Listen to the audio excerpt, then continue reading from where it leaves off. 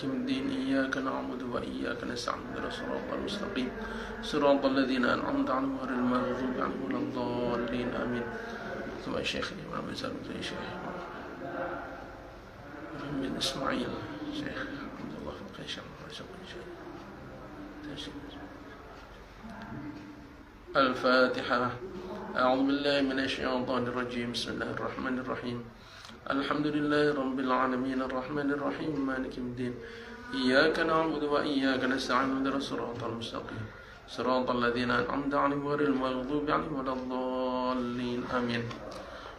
قال المصنف رحمه الله تعالى ونفعنا بعلم في الدارين آمين. قال في usul fiqh, berkata ulama dalam usul fiqh, hadza aslun kabir, ini adalah satu pokok yang besar. Apa maksudnya? Wa huwa ay yakuna kalamul faqihil munadhiri bit ta'ammul, yakni pembicaraan atau ucapan seorang faqih yang ahli diskusi, ahli debat, itu bit ta'ammul, direnungkan, difikirkan dulu, bukan asal nyeplos, bukan asal ngomong, bukan asal bunyi. Ini walaupun di sini kata-katanya kalamul faqih al-munadhir, itu idealnya. Maksudnya jangan berpikiran, oh saya masih santri nggak apa-apalah, kan masih santri, masih belajar. Justru mulainya dari sejak santri begini, udah hati-hati dalam pembicaraan, difikir dulu ngomong. Bukan cuma bercanda, enggak bisa begitu. Berapa banyak asal bercanda, akhirnya jadi permusuhan seumur-umur. Hal-hal yang besar bisa rusak karena ya bercanda yang mungkin dianggap sepele, dianggap iseng gitu. Makanya seperti yang Abi sampaikan sebelumnya, bahwa nanti di akhirat lebih banyak orang nyesel karena terlanjur ngomong daripada nyesel karena terlanjur diem. Begitu. Mending diem gak ngomong daripada asal ngomong malah jadi musibah. Nah, ini seorang kalau faqih, apalagi begitu, faqih, ahli fikih, atau seorang tokoh, seorang pimpinan, seorang yang didengar omongannya, nah, itu harus lebih hati-hati lagi. Makanya dalam Sahih Muslim itu diriwayatkan perkataan Imam Abdurrahman bin Mahdi rahmatullah alaih, la yakunu rajulu imaman yuqtada bihi hatta yumsika am ba'di ma sami'a. Tidak mungkin, tidaklah seorang itu menjadi imam yang bisa dicontoh sehingga dia bisa menahan sebagian dari yang dia dengar. Dalam hadis, kafa bil mar'i kadiban ayyuhadditsa bi kulli ma sami'. Cukuplah seorang itu berdusta kalau setiap yang dia dengar dia omongkan, dia sampaikan. Nah, seperti Abu Yahya sampaikan sebelumnya, kalau zaman dulu gini ini apa? Untuk melakukan menyampaikan segala yang didengar, disampaikan, dengar, sampaikan, itu agak susah, karena nggak setiap waktu bisa ketemu orang, ada yang mau mendengar. Dan zaman sekarang itu di ujung jari, dapat share, dapat langsung share, sebarin, share, sebarin. Nah, orang yang nggak hati-hati, terbiasa begitu, hampir bisa dipastikan nanti terbawa dalam kebohongan. Nah, maksudnya gimana? Karena dia nggak tasabut, tidak tahqiq, tidak diteliti dulu, asal dapat di-share, asal dapat di-forward. Maka kalau berita yang disebarkan, yang di-forward, apalagi jadikan status begitu, itu berita palsu, berita bohong, maka dalam ilmu rijal wal hadis, orang seperti ini dimasukkan dalam golongan orang yang berbohong, sehingga hadisnya nggak bisa diterima, gitu. Loh, saya nggak sengaja, itu kan bukan omongan saya. Iya, tapi menjadi penyampai, ya.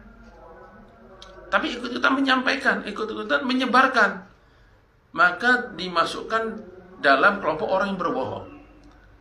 Nah, makanya zaman sekarang tuh ya Allah harus sangat Harus berapa kali bilang sangatnya ini? Sangat hati-hati pokoknya. Nulis, nyebarin, share. Allah Akbar. Kalau kebaikan akan mudah tersebar, tapi keburukan akan lebih mudah tersebar. Seperti Abu sampaikan dalam Sirah Nabawiyah, ya. Kita lihat Sayyidina Rasulullah SAW dengan dengan sifat-sifat beliau yang luar biasa. Beliau maksum, beliau paling cerdas, paling hebat, akhlak yang paling tinggi, paling segala-galanya. Tapi untuk ngajak orang taat itu subhanallah. Bayangin tahun ke-6 waktu Sayyidina Umar radhiyallahu anhu masuk Islam, itu baru orang ke-40. Maksudnya yang nurut pada beliau itu baru 40 orang. Tapi namanya keburukan. Begitu pimpinan-pimpinan Quraisy menulis kesepakatan di Ka'bah bahwa kita akan boikot, Bani Hashim, Bani Muthalib, orang-orang yang mendukung, orang-orang yang diam, orang yang melindungi Muhammad SAW, kita boikot. Nah itu cukup ditulis, digantung di Ka'bah, udah orang pada taat. Bukan maknanya Abu Jahal, Abu Lahab, Umayyah, Ubay bin Khalaf itu lebih hebat, enggak. Tapi memang untuk kehancuran itu usaha sedikit akan banyak hasilnya. Gambaran yang mudah aja lah, gini. Kita ingin menerangi nih ruang masjid, kamar pondok dan sebagainya. Itu berapa banyak usaha yang mesti dilakukan?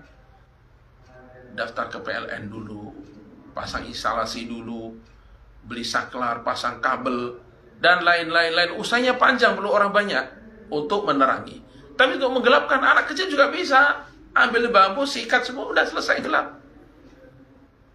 Nah maka menimbulkan kerusakan itu sangat lebih mudah. Nah, ini kembali kepada pembicaraan tadi. Sehingga apa-apa yang sekiranya nanti bisa menimbulkan kerusakan, efek negatif, udah mendingan ditahan aja. Mendingan ditahan aja, apa untungnya? Apa untungnya? Di dunia rugi, di akhirat nyesel. Na'udzubillah, teman, na'udzubillah. Nah, mulai belajar dari santri begini. Ya, mulai belajar dalam omongan sehari-hari dengan teman, apalagi dengan ustadz. Ya, apalagi dengan ustadz. Allahu Akbar. Masya Allah. Ada satu hal yang Abuya kadang sedihkan, semoga nggak terjadi pada santri Abuya ya. Jadi seorang santri dengan berkah kitab Ta'lim Muta'allim ini, dia punya adab, sopan, taat pada gurunya, pada ustadzahnya. Nah begitu di rumah adabnya hilang. Ke orang tuanya kurang adab, ke bapaknya kurang adab, ke ibunya kurang adab, ke bapaknya kurang taat, ke ibunya kurang taat, ke bapaknya kurang khidmat, ke ibunya kurang khidmat. Itu sangat menyedihkan. Yang sudah khidmat di pondok, taat di pondok, adab di pondok ada saja, kalau di rumah itu tidak dibawa, itu menyedihkan. Apalagi kalau di pondok sudah nggak taat, udah nggak adab. Na'udzubillah min dzalik. Kenapa Abuya bilang menyedihkan? Ya, adab pada ulama, adab pada ustadz, itu banyak riwayatnya dalam athar, dalam hadis Nabi SAW. Kisah para sahabat itu banyak. Hanya saja kita nggak bisa menafikan, tidak bisa menolak bahwa dalam Al-Quranul Karim yang Abuya jumpai ya, yang Abuya pahami, itu yang letterlux, tertulis langsung, mansus, tekstual, tentang perintah atau ajaran bagaimana adab murid pada ustadz secara langsung, itu hampir nggak ada. Yang ada kan dalam kisah Nabi Musa dengan Nabi Khidir misalnya, dan lain-lainnya. Tapi yang perintah beradablah pada gurumu, beradablah pada pengajar, itu setahu Abuya nggak ada. Sedangkan perintah beradab pada orang tua itu, subhanallah, segitu banyaknya ayatnya. Udah tahu sendirilah. Segitu banyaknya ayatnya beradab pada orang tua, sampai saatnya orang tuanya kafir, maka tetap fala tuti'huma, tapi wasabhibhuma wa qul lahum qawlan karima. Jadi tetap disuruh ngomong yang baik. Gimana ayatnya itu? Wa in jahadaka ala an tusyraka bihi ma la salah bihi. Kalau kalian dipaksa oleh kedua orang tua kalian untuk kufur, untuk syirik pada Allah Ta'ala, maka tetap gak boleh taat, tapi wa qul lahum qawlan karima. Tetap ngomongnya suruh yang baik. Nah, kayak begitu ajaran dalam Al-Quran tentang adab pada orang tua. Maka Abiyah sangat tidak bisa terima kalau santri nampak sopan, lembut, beradab pada ustadz-ustadzahnya, tapi di rumah gak sopan pada orang tuanya. Gimana itu? Ya. Apalagi kalau di pondok sudah gak sopan, terus mau di mana? Sementara kalian para santri dididikkan di pesantren ini, salah satu yang membedakan dengan sekolah dengan boarding itu adalah pendidikan adab, tarbiyah, tata krama, sopan, santun. Lah itu di tempat pendidikan aja nggak adab, terus nanti di rumah gimana?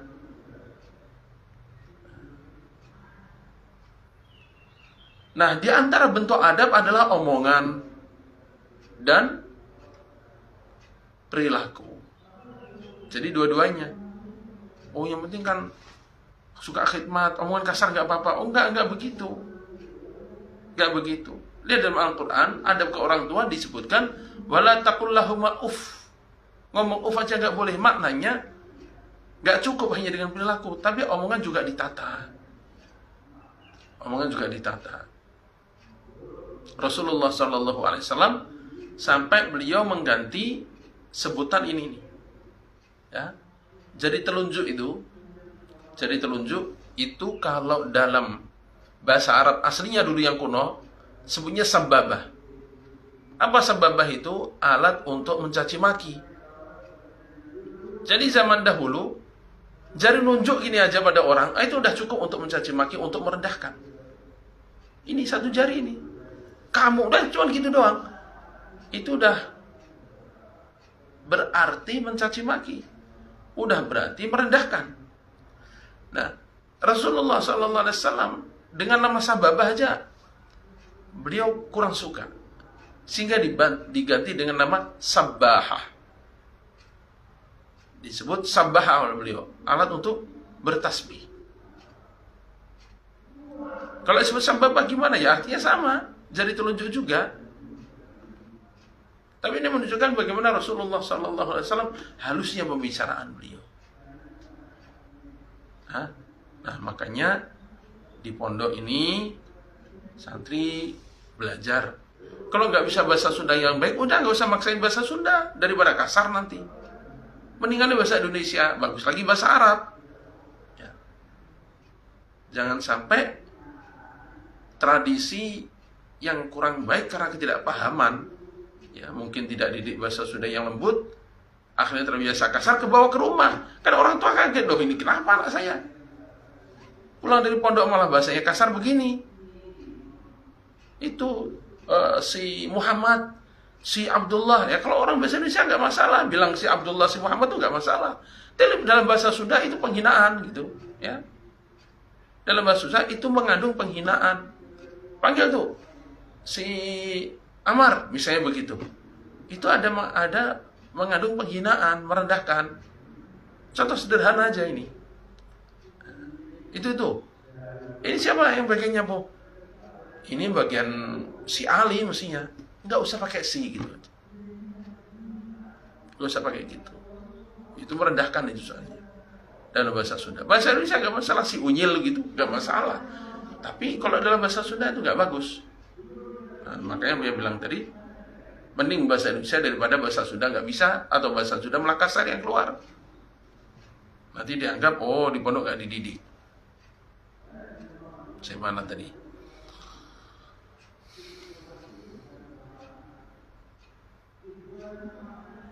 Waqila ra'sul aqli ayyakuna al-kalamu bitathabuti wa ta'amuli. Dikatakan bahwa ra'sul aqli, pokok akal itu adalah ayyakuna al-kalamu, hendaknya ada namanya kalam pembicaraan itu adalah bitathabuti, dengan diteliti kebenarannya, wa ta'ammuli, dan direnungkan, difikirkan. Itu menunjukkan orang betul-betul berakal.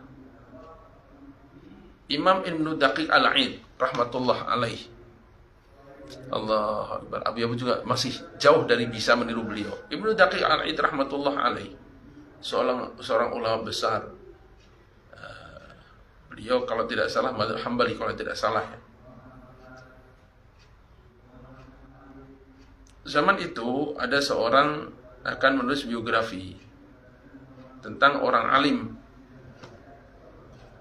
di zaman itu. Maka sebagaimana lazimnya penulis ini mengumulkan komentar ulama-ulama sezamannya. Gimana komentarnya tentang ulama yang ditulis ini? Datanglah ke Syekh Ibnu Daqiq Al-Aid rahmatullah alaih. Saya minta komentar Tuan tentang Syekh Fulan yang sedang saya tulis biografinya ini. Maaf, saya nggak bisa. Kan Tuan tahu, Tuan kenal. Iya, tapi saya nggak bisa berkomentar. Loh, kenapa? Semua yang saya ucapkan, semua yang saya lakukan, sebelum saya ucapkan, sebelum saya lakukan, saya sudah persiapkan jawabannya. Kalau nanti di akhirat Allah Ta'ala tanya saya. Dan ini saya khawatir nggak bisa jawab ini. Komentar saya tentang alim itu, kalau Allah Ta'ala tanya di akhirat, saya khawatir nggak bisa menjawab. Kenapa saya komentar begitu? Mendingan saya diem. Oh, kayak gitu beliau itu. Saking hati-hatinya.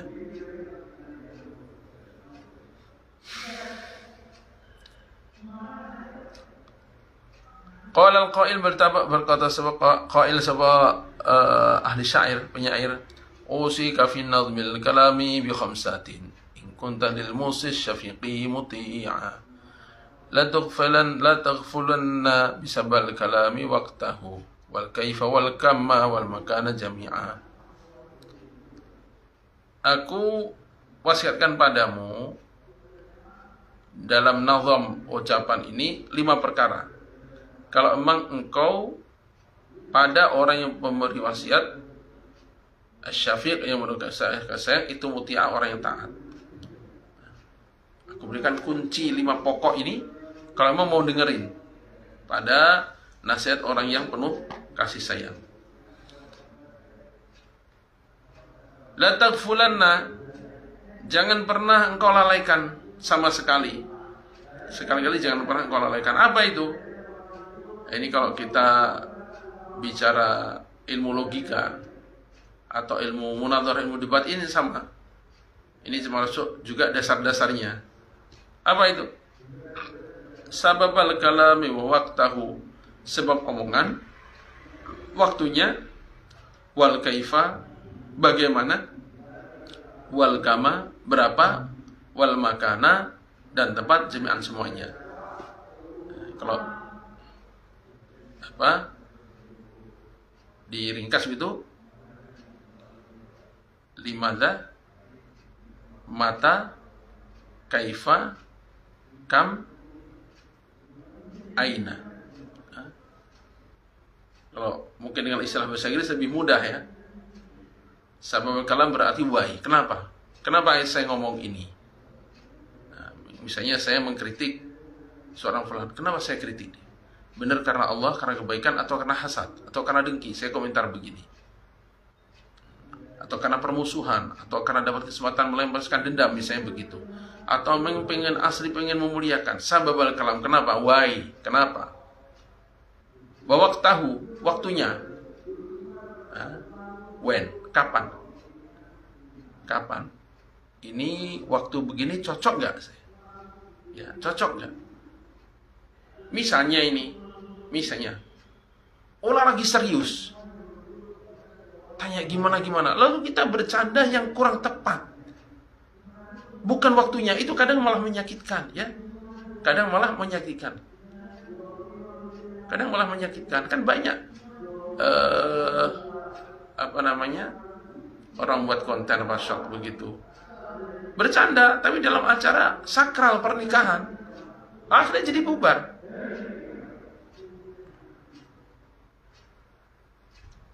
Ya, saya terima nikahnya dengan mahar sekian, dengan semua biaya tendanya, biaya makannya, biaya cateringnya, biaya sewa kursinya, dan sebagainya, semuanya saya bayar kontan. Oh, ternyata malah tersinggung, malah marah pihak perempuannya ini, dianggap itu penghinaan. Jadilah berantakan. Nah, itu contohnya. Bercanda itu bukan dilarang, tapi waktunya kapan? Ini waktunya akad, waktunya serius, malah bercanda. Gak cocok begitu. Why? When? Well, how? Bagaimana? Bagaimana saya menyampaikannya ini? Sambil marah, sambil senyum. Itu sangat beda nanti penerimaannya. Bisa minta diambilin air minum, misalnya begitu. Tuh, air minum ambilin tuh. Kan beda. Beda kan? Atau kata-katanya sama. Kata-katanya sama. Ambilkan air minum. Ya tuh, ambilkan air minum. Kan beda.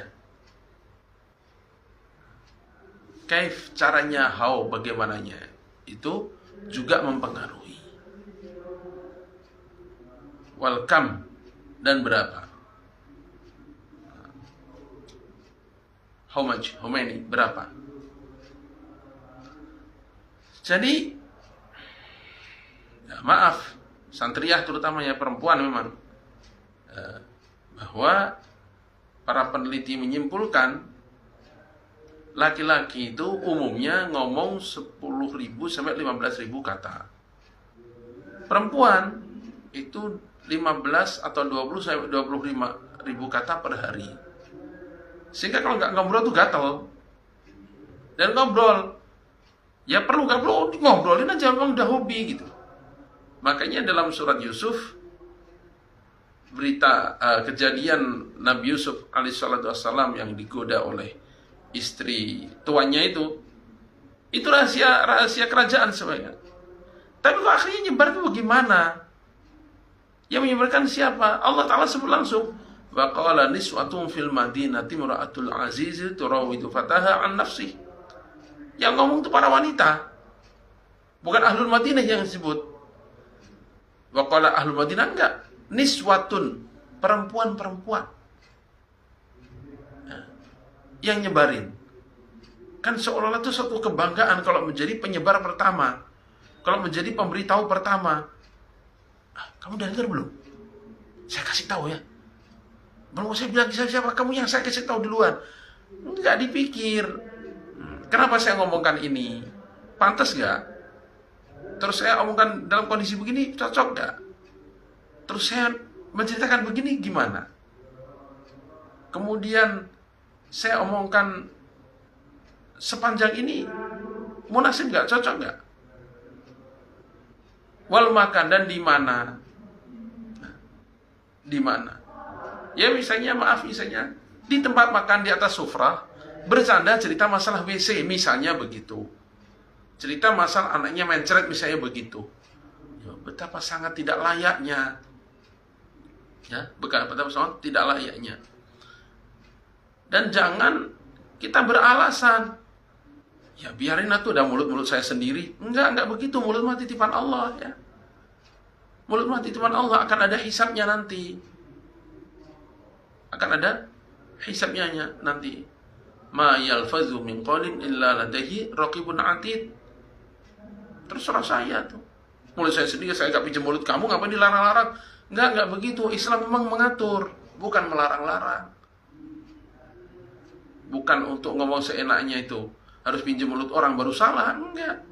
Mulut titipan Allah, dipakai omong salah ya salah. Lidah titipan Allah, dipakai omong salah ya harus dikendalikan. Jangan ditegur malah bawel banget sih. Kan saya ngomong juga nggak pakai mulut kamu, ngapain usil? Nggak begitu, nggak begitu. Islam nggak begitu. Adab tuh nggak begitu. Adab tuh nggak begitu.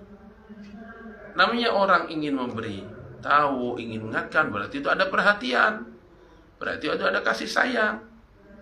Jangan malah tersulut, malah memberi alasan yang yang nggak tepat gitu. Tidak saya, kamu nggak ngasih makan saya nggak pernah, ngapain ngatur-ngatur? Allahu Akbar. Kalau ngaturnya betul-betul pribadi ya itu nggak bagus.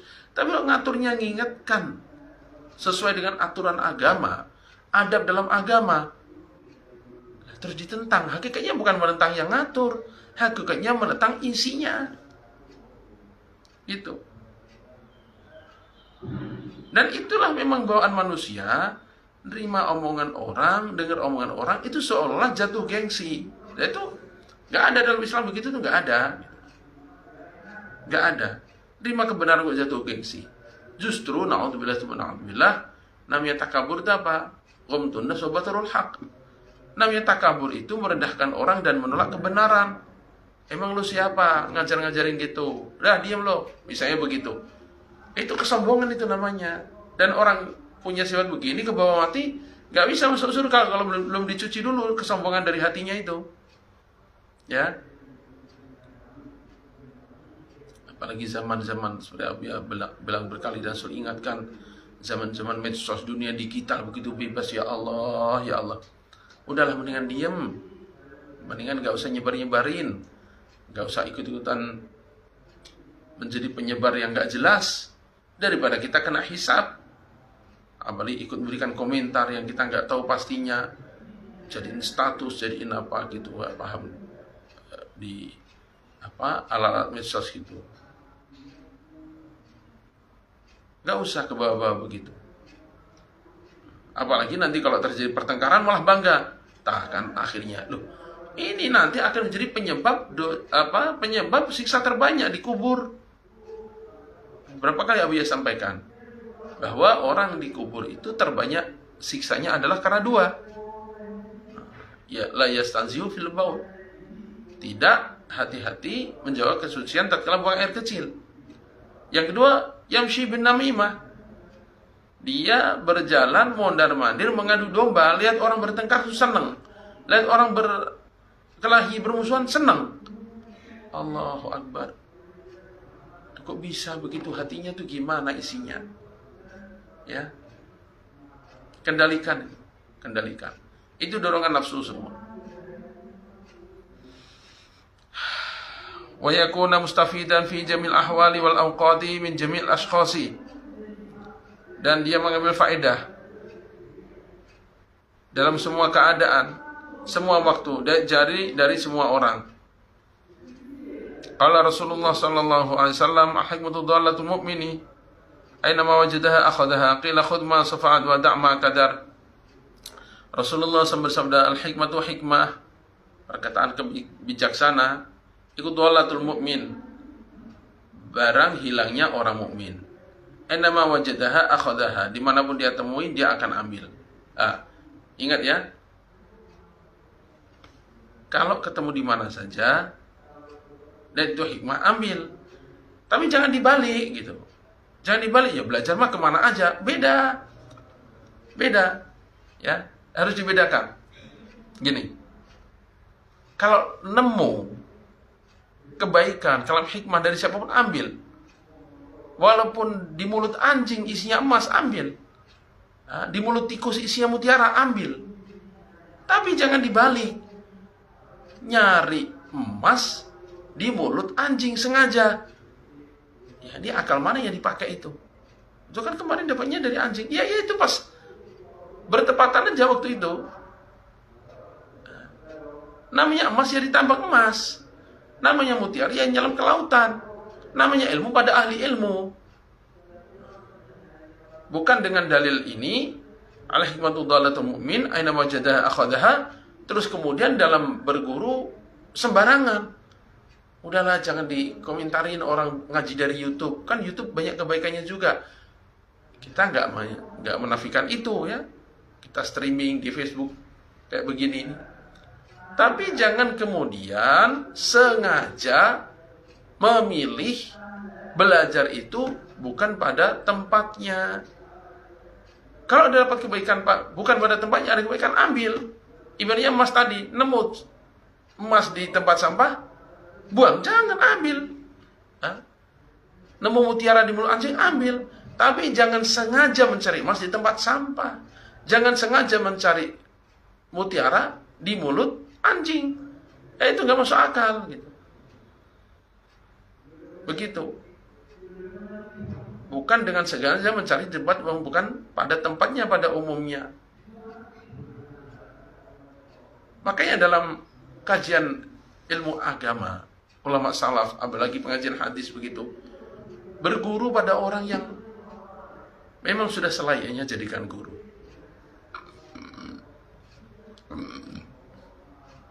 Tata caranya, adabnya. Ada sebagian orang, gak apa-apa kita belajar ke orang kafir juga, mereka akan pintar-pintar.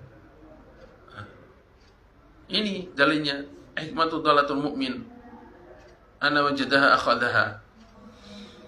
Tapi kalau pikiran Abu Ya ini ya, kalau sengaja mengambil ilmu agama, sengaja milih sumber dari orang kafir, ya maaf, itu seperti kita makan bakso bukan pakai mangkok, pakai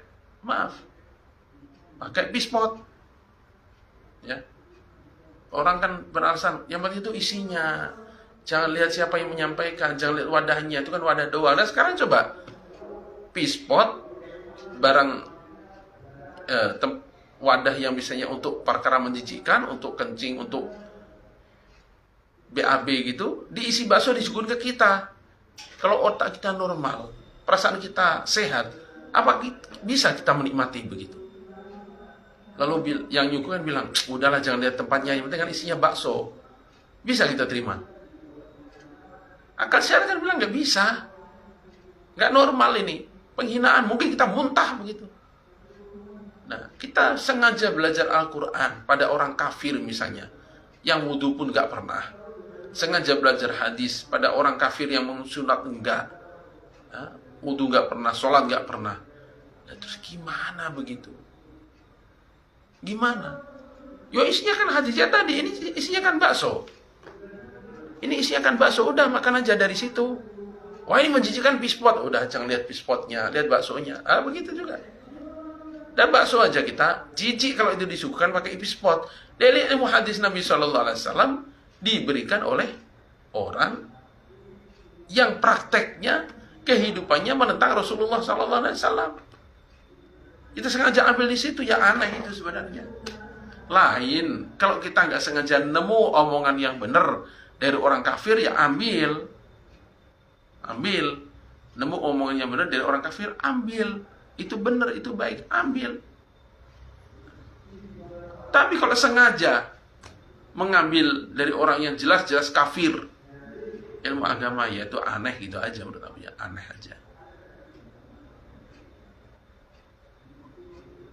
Jadi kalau hadis ini tadi dijadikan alasan, jadikan dalil, udah belajar tuh ke siapa aja lah.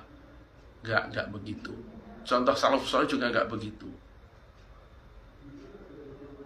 Gimana seorang alim, Pak Imam Bukhari apa siapa gitu, akan berguru, dikasih tahu itu ada seorang yang sangat soleh. Ternyata orang yang soleh, calon gurunya ini kudanya lagi lepas, liar begitu, dipanggil nggak mau, akhirnya diacungkan itu wadah rumput itu. Dipanggil-panggil gitu, kudanya datang. Begitu datang dipegang, ditangkap. Terus kata calon santri juga ulama, kalau nggak salah Imam Bukhari, agak lupa ya. Kenapa nggak dikasih rumput? Kok cuma ditangkap doang? Ini mah kosong, nggak ada rumputnya. Untuk nangkep dia aja, langsung pergi. Ini orang tega nih, tipu-tipu begini, nggak cocok jadi guru saya. Kayak gitu. Waqilah khudh ma safa da'ma kadar. Ambil yang baik, tinggalkan yang buruk, yang kotor. Ya. Nah itu tadi, kalau nemu. Tapi kalau sengaja nyari ya pada tempat yang layak.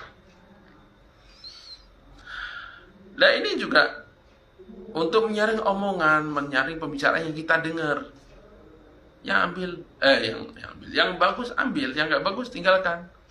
Nah, ingat ya, ini untuk omongan-omongan yang kita dengar yang masuk pada kita. Jangan diterapkan bukan pada tempatnya. Apa misalnya? Salat Jumat, ke masjid pakai sandal dah compang-camping, dah butut, dah copot. Begitu keluar, wih, ini sandal bagus ini. Kan ada dalam taklim, khudh ma safa, dak ma qadar. Wah, ini ambil yang bagus, tinggalkan yang jelek. Akhirnya ngambil punya orang. Nggak begitu maksudnya. Bukan pada tempatnya itu. Bukan begitu. Wallahu a'lam. Subhanakallahumma bihamdika asyhadu an la ilaha illa anta astaghfiruka wa atubu ilaik. Subhana rabbika rabbil izzati amma yasifun. Wassalamu alaikum warahmatullahi wabarakatuh. Santai-santai takrar.